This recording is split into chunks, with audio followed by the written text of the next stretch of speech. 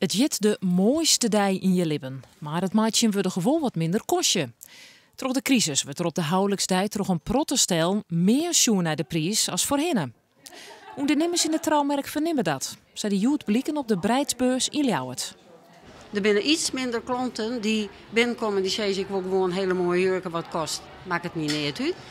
Op dit moment is het vaker toch dat ze binnenkomen en gewoon een bedrag in de holle hebben wat ze besteden willen voor de jurk. Maar het feest van de leefde is er net minder om. Er is nog taart, de kleren binnen het lieke sprankelend als voorheen. En nog hield iets verbinnen ringen voor eerlijke stijl voor altijd on elkaar. En die heeft dezelfde kleur als staal en titanium. Vaak met twee legeringen. En die is qua prijs even wat gunstiger. Maar de gemiddelde prijs die het huwelijkspeer uitjaan willen sieraden is toch de crisis wel een paar €100 minder. Je ziet dat ze wat eerder schrikken van de prijs of ze geven al direct aan dat het wat goedkoper moet. Nee, wij vragen ook naar een budget, want als je verliefd wordt op hele dure ringen terwijl je het niet kan betalen is het lullig.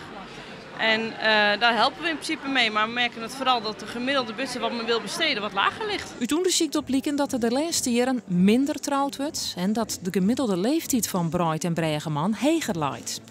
Hoe dan ook, voor Marijke en haar onsteende man hielden alleenig de wetten van de leefde, net die van de economie.